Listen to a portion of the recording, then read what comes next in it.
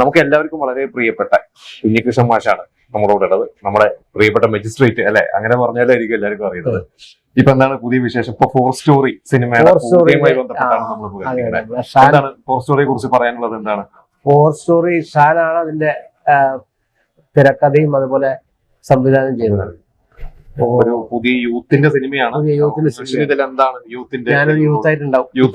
എപ്പോഴും യൂത്ത് തന്നെയാണ്. ഇതിൽ കഥാപാത്രം എന്താണെന്നൊക്കെ പറഞ്ഞിട്ടുണ്ടോ? പറഞ്ഞിട്ടുണ്ട്. അത് റിസോർട്ടിന്റെ ഉടമയായിട്ട് പിന്നെ എങ്ങനെ പോകുന്നു ഇപ്പൊ കാര്യങ്ങളൊക്കെ? ഇപ്പോ ജനുവരി 16 പെണ്ണ് കേസ് റിലീസാവും. പെണ്ണ് കേസ് റിലീസാണ്. സിദ്ധാർത്ഥ് ഡയറക്ടർ, നിഖില വിമൽ നായികയായിട്ട്. അതിന്റെ ഷൂട്ടൊക്കെ എവിടെയായിരുന്നു? അത് വയനാട്. പൂർണ്ണമായ വയനാട്ടിൽ. ഇപ്പൊ ഈ പറഞ്ഞ പോലെ നമ്മൾ പണ്ട് പറയണ പോലെ തിരുവനന്തപുരം ലോബി, കൊച്ചി ലോബി എന്നൊക്കെ പറഞ്ഞ പോലെ ഇപ്പൊ കാസർഗോഡ് ഒരു ലോബി എന്നൊക്കെയാണല്ലോ ഇപ്പൊ പറയുന്നത്. രാജേഷ് മാധവന്റെ പെണ്ണും പൊറാട്ടും IFK ഭയങ്കര അഭിപ്രായമാണ്. അല്ല, ഈ പറഞ്ഞ പോലെ കാസർഗോഡിന്റെ പുറത്തോട്ട് കിടന്ന് സജീവമാവാൻ തുടങ്ങിയോ മാഷ്? ഞാനിപ്പോ കാസർഗോഡിലെ ലൊക്കേഷൻ ഒന്നും സിനിമയില് ഞാൻ ഇല്ലാന്നാണല്ലേ? ഇപ്പൊ ഉള്ളതെല്ലാം പുറത്ത് തന്നെയാണ്. ഇനിയിപ്പോ പ്രകമ്പന റിലീസ് ആവാറുണ്ട്. അതിന്റെ ഡയറക്ടർ നമ്മള് കാസർഗോഡ് ജില്ലക്കാരനാണ്. നദികൾ സുന്ദരി അമ്മ ചെയ്ത വിജേഷ് പാടത്ത്. അദ്ദേഹത്തിന്റെ സിനിമ 23-ന് റിലീസ് ആവുന്ന ഒരു ജനുവരി. അവസാനത്തെ.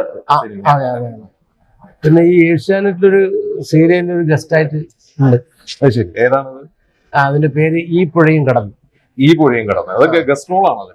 അതൊരു ഗസ്റ്റാണ്.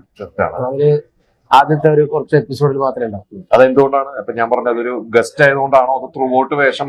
എങ്ങനെയാണ് ഇപ്പൊ സീരിയലിനോടുള്ള ഒരു? സീരിയലിനോട് അങ്ങനെയല്ല, ഈ സീരിയൽ കാണുന്ന ഒരു വിഭാഗം ആളുകളുണ്ട്. അത് വീട്ടില് ഇതുവരെ നമ്മളെ ചിലപ്പോ സിനിമാ തിയേറ്ററിൽ ഒന്നും നമ്മളെ കാണാത്ത ആളുകളും സീരിയൽ കാണാം. അപ്പൊ അങ്ങനെയില്ല ഓഡിയൻസ്. ഇപ്പൊ കഴിഞ്ഞ വർഷമൊക്കെ എവിടെയോ ഞാൻ വായിച്ചു, സിനിമയെക്കാട്ടും കൂടുതൽ ബിസിനസ് നടന്നിരിക്കുന്ന ഒരു സീരിയൽ മേഖലയിലാണ്. അത്രയധികം സീരിയല് പിന്നെ മാത്രം ആശ്രയിച്ച് പിന്നെ എന്റെ കാണികളുണ്ട്. സീരിയൽ മാത്രം കാണുന്നത്, സിനിമ തിയേറ്ററിൽ പോയി കാണാത്ത ആളുണ്ട്. അപ്പൊ അവരും കൂടി നമ്മളൊന്ന് കാണുന്നത് നല്ലതല്ലേ? ഇപ്പൊ ജസ്റ്റ് ആയിട്ടാണ് എന്തായാലും. അതെ. ഇപ്പോ ഞാൻ കുറച്ചു കാലം മുമ്പ് നമ്മുടെ കൊറോണ പേപ്പേഴ്സ് എന്ന് പറയുന്ന ഒരു സിനിമയുടെ ഭാഗമായിട്ട് അന്ന് ഞാൻ ഒരു ഇന്റർവ്യൂ, പ്രിയദർശൻ സാറിന്റെ ഒരു ഇന്റർവ്യൂല് കണ്ടിരുന്ന ഇന്നസെന്റ് ആയിരുന്നു വെച്ചിരുന്ന റോളാണ്. അതാണ് മാഷിന് കൊടുത്തതെന്ന് പറഞ്ഞത്. അപ്പൊ ഈ പറഞ്ഞ പോലെ ഇത്ര വലിയൊരു പ്രഗത്ഭരുടെ ഒക്കെ പകരക്കാരനായി പ്രഗത്ഭരായ സംവിധായകർ വരെ കണക്കാക്കി തുടങ്ങി. അപ്പൊ എന്താണ് അതിനെ കുറിച്ചൊക്കെ പറയുന്നത്? സാറിന്റെ ഒരു സാറാണ് അത് പറഞ്ഞിരിക്കുന്നത്. അതെ. ഇന്നത്തെ കേസ് കൂടുതൽ സിനിമ കണ്ടപ്പോഴാണ് അദ്ദേഹം വിളിച്ചത്. സിനിമ കണ്ട് അഭിപ്രായം പറഞ്ഞ് വിളിച്ചു. പിന്നീട് എന്തായാലും അടുത്ത സിനിമക്ക് വിളിക്കുമെന്ന് പറഞ്ഞ് വിളിച്ചു.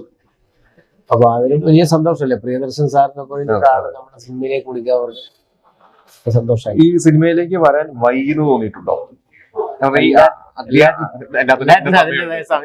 അത് ഞാൻ ചോദിച്ച എങ്ങനെയാണ്? ഇപ്പൊ നാടകം പണ്ടേ ഉണ്ട്, രാഷ്ട്രീയ പ്രവർത്തനം ഉണ്ട്, അധ്യാപകനായിരുന്നു. അപ്പോ സിനിമയിലേക്കുള്ള ഒരു ശ്രമം ഒന്നും നടത്താത്തോ? അതോ കാസർഗോഡ് പോലത്തെ ഒരു സ്ഥലത്തായതുകൊണ്ട് സിനിമ അവിടെ എത്താത്തത് കൊണ്ട് അന്ന് അങ്ങനെ ഒരു ശ്രമിക്കാത്ത സാധ്യത? എന്നെ സംബന്ധിച്ചിടത്തോളം വ്യക്തിപരമായി ഞാൻ സിനിമ അങ്ങനെ ചെയ്യാൻ പറ്റുന്നു പ്രതീക്ഷിച്ച ഒരാളെ അല്ല.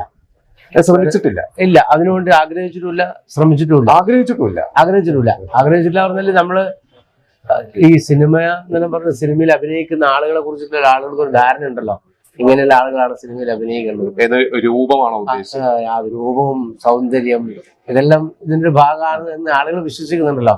പക്ഷെ അത് മാറ്റി എഴുതി നമ്മളെ ശ്രീനാഥനെ പോലുള്ള ആളുകൾ പണ്ടൊക്കെ ഭരത് പോലുള്ള അച്ഛൻ കുഞ്ഞി ഇവരൊക്കെ അതെ. അതുകൊണ്ട് പിന്നെ കാസർഗോഡ് ജില്ലയിൽ ഈ ഷൂട്ട് വന്നു. അപ്പൊ നമ്മുടെ ഉണ്ണിരാജനെ വിളിച്ചു പറഞ്ഞു എന്തായാലും മാഷ് ഫോട്ടോ കൊടുക്കണം എന്ന് പറഞ്ഞു. അപ്പൊ ഞാനത് നിർബന്ധത്തിന് വഴങ്ങിയാ കൊടുത്തത്. അപ്പൊ അങ്ങനെ ചെറുവത്തൂർ എന്റെ വീടിന്റെ അടുത്താണ്, ഒരു 4-5 കിലോമീറ്റർ ആണ് ഇതിന്റെ കാസ്റ്റിംഗ് നടന്നത്. അതുകൊണ്ട് അതിൽ പകർത്തി എറണാകുളത്താണ് കാസ്റ്റിംഗ്. ചിലപ്പോ ഞാൻ വരില്ലായിരുന്നു, ഒരു കാരണവശാലും വരില്ല. ഈ ഷൂട്ട് അപ്പൊ അന്ന് ഈ നാട്ടുകാരൊക്കെ ഷൂട്ട് കാണാനൊക്കെ വന്നിരുന്നു. വേണ്ട, ഈ പറഞ്ഞ പോലെ പഞ്ചായത്ത് പ്രസിഡന്റ് ഒക്കെ ആയിരുന്നു, പഞ്ചായത്ത് മെമ്പർ ആയിരുന്നതുകൊണ്ട് എന്തായാലും ഒരു പഞ്ചായത്ത് മെമ്പറാണ് അഭിനയിക്കുന്നത്. അപ്പൊ ആരോടും ഞാൻ പറഞ്ഞില്ല അഭിനയിക്കുന്നത് പറഞ്ഞില്ല. സിനിമ ഇറങ്ങിയപ്പോഴാണ് എല്ലാവരും പറഞ്ഞത്. സിനിമ ഇറങ്ങിയപ്പോഴാണ് അതിന്റെ ആദ്യത്തെ ടീസറും മറ്റും ഇറങ്ങിയപ്പോഴാണ് ആള് കണ്ടത്. അപ്പൊ അന്നേരം ആളുകൾ വിചാരിച്ചു പറഞ്ഞാൽ ചെറിയ റോളായിരിക്കും എന്നാണ്. പക്ഷെ സിനിമ ഇറങ്ങിയപ്പോഴാണ് അവസരമില്ലാത്ത റോളാണ് മനസ്സിലായത്. സ്റ്റേറ്റ് അവാർഡ് കിട്ടി. ഇപ്പൊ വേറെ സിനിമകൾ ഇപ്പൊ പറഞ്ഞ പ്രകമ്പനം ഇറങ്ങാനുണ്ട്, പെണ്ണ് കേസ് ഇറങ്ങാനുണ്ട്. പിന്നെ തിമിംഗലവേട്ട ഷൂട്ട് കംപ്ലീറ്റ് ആയതാണ്. നമ്മുടെ എന്നെ സിനിമയിൽ കൊണ്ടുവന്ന രതീഷ് ബാലകൃഷ്ണ പൊതുവാണ് സംവിധാനം ചെയ്ത സിനിമ ദുരൂഹ സാഹചര്യത്തിൽ. അത് വയനാട്ടിലെ ചാക്കോച്ചനും ഉണ്ട്. അപ്പോൾ അതിൽ ചെറിയ റോളാണ് അതിലുണ്ട്. പിന്നെ നമ്മളെ സിജു വിൽസൺ നായകനായിട്ട് സിനിമയുണ്ട്. അത് എന്റെ വർക്കെല്ലാം കഴിഞ്ഞു. അത് റിലീസ് ആവാൻ പെരുങ്കളിയാട്ടം ജയസാറിന്റെ അത് അടുത്ത മാസം അല്ലെങ്കിൽ തൊട്ടടുത്ത മാസം റിലീസാവും. 8ഓളം സിനിമകൾ ഇപ്പൊ റിലീസാവാനുണ്ട്. ഇപ്പൊ എങ്ങനെ രാഷ്ട്രീയം എങ്ങനെയാണ്? ഇപ്പൊ മെമ്പറാണോ? മെമ്പർ ഈ പിന്നെ തെരഞ്ഞെടുപ്പോട് കൂടി മെമ്പർ അല്ലാതായി. അല്ല, ഈ ഇലക്ഷനിൽ നിന്നില്ല. ഇല്ല. അത് ഇപ്പൊ ഈ സിനിമയിലെ തിരക്കുകാരനാണോ വേണ്ടാന്ന് വെച്ചത്? അല്ല, ഞാൻ 2 ടേം ആയില്ലേ ഇപ്പൊ. അതുകൊണ്ട് ഇനിയിപ്പോ ഒന്ന് മാത്രമല്ല, ഇനിയിപ്പോ ഞാൻ മിക്കവാറും സമയത്ത് നമുക്ക് നാട്ടിൽ നിൽക്കാൻ പറ്റാത്ത സാഹചര്യം ഉണ്ട്. തിരക്കുണ്ട്, അത്യാവശ്യം സിനിമയുണ്ട്. ഇപ്പൊ എല്ലാത്തിലും അഭിപ്രായം പറയും, അല്ലെങ്കിൽ രാഷ്ട്രീയപരമായിട്ട് ഭയങ്കര സീരിയസ്. നമ്മൾ ഇതിന് മുമ്പ് നടന്ന ഒരു ഇന്റർവ്യൂ ഭയങ്കര രാഷ്ട്രീയമായിട്ടുള്ള കാര്യങ്ങളൊക്കെ തുറന്നു പറയുന്നത്. അപ്പൊ ഈ ഒരു ഇലക്ഷനെ കുറിച്ച് എന്താ പറയാനുള്ളത്? ഇപ്പോഴത്തെ ഒരു റിസൾട്ടും കാര്യങ്ങളൊക്കെ കുറിച്ച് അവലോകനമൊക്കെ നടക്കുന്നുണ്ടല്ലോ. ഒരു ഇടതുപക്ഷ അനുഭവം ഇലക്ഷന്റെ റിസൾട്ട് എന്ന് പറയുന്നത് നമ്മൾ പ്രതീക്ഷിക്കാത്തൊരു റിസൾട്ടാണ്. ശരിക്കും പറഞ്ഞാൽ ഈ കേരളത്തിലെ ഗവൺമെന്റ്, ഇടതുപക്ഷ ഗവൺമെന്റ് നടപ്പിലാക്കിയിട്ടുള്ള വികസന പ്രവർത്തനങ്ങളെല്ലാം വെച്ച് നോക്കുമ്പോൾ എന്തായാലും മുന്നേറ്റം ഉണ്ടാവേണ്ടതാണ്. അതിന്റെ രാഷ്ട്രീയ സാഹചര്യം ഒരു സ്വയം ഒരു മെമ്പർ എന്ന രീതിയിലും ഞാൻ പറഞ്ഞ അങ്ങനെ ഒരു പരിശോധന. എന്റെ ഒരു വാർഡ് പടന്ന ഗ്രാമപഞ്ചായത്ത് 9ാം വാർഡാണ്. അവിടെ നല്ല ഭൂരിപക്ഷത്തിൽ വിജയിച്ചു. നമ്മുടെ പഞ്ചായത്ത് കഴിഞ്ഞ തവണ UDF-നായിരുന്നു, ഇത്തവണ LDF-ന് കിട്ടി. കിട്ടി. പിന്നെ നമ്മുടെ നീലേശ്വരം ബ്ലോക്ക് പഞ്ചായത്ത് നല്ല ഭൂരിപക്ഷത്തിൽ എല്ലാവരും വിജയിച്ചത് നമുക്ക് LDF-ന് തന്നെയാണ്. കാസർഗോഡ് ജില്ലാ പഞ്ചായത്തും നമ്മുടെ സാബു അബ്രഹാം പ്രസിഡന്റായി വന്നു, LDF-നാണ്. കാസർഗോഡ് ജില്ല വലിയ കുഴപ്പമില്ല. അസംബ്ലി വരാൻ പോവാണ്. അപ്പൊ ഇങ്ങനെ അഭിനയത്തിന്റെ തിരക്കുള്ളതുകൊണ്ട് ഇനിയിപ്പോ സജീവമായിട്ട് പ്രവർത്തിക്കാൻ ഇറങ്ങാൻ പറ്റുമോ? സജീവമായി പ്രവർത്തിക്കാൻ പറ്റുന്നില്ല. ഒരു സത്യം തന്നെയാണ്. ഉണ്ടാകുന്ന സമയങ്ങളിൽ അത്യാവശ്യം ചെയ്യാൻ ഒരു പ്രതീക്ഷ എന്താണ്? ഞാൻ പറഞ്ഞു അടുത്ത കേരളത്തിന്റെ ഭാവിയെ പ്രതി വീണ്ടും ഈ പറഞ്ഞ പോലെ തുടർ ഭരണം പ്രതീക്ഷിക്കുന്നുണ്ടോ? എന്താണ് ഒരു എന്തായാലും ഈ നടന്ന ഒരു പ്രവർത്തനങ്ങളുടെ ഒക്കെ ഭാഗമായിട്ട് വരേണ്ടതാണ്, വരുമെന്നാണ് പ്രതീക്ഷ. തന്നെയാണ് പ്രതീക്ഷ.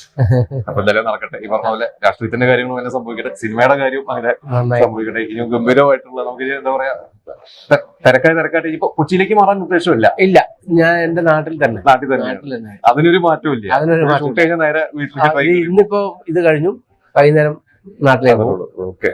തിരിച്ചു ഇനി 1-ാം തീയതി കൊണ്ട് തിരുവനന്തപുരത്ത് വരണ്ട. അപ്പൊ നാട്ടിൽ പോയി ആളുകളെല്ലാം കണ്ട് വർത്തമാനം പറഞ്ഞു. എന്താണ് നമ്മുടെ പ്രേക്ഷകരോട് പറയാനുള്ളത്? എന്താണ് പ്രിയപ്പെട്ട എല്ലാ മാക്സിക് മീഡിയയുടെ പ്രേക്ഷകർക്കും ഹൃദയം നിറഞ്ഞ പുതുവത്സരാശംസകൾ.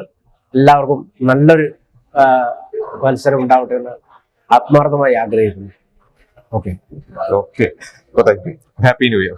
Happy new year.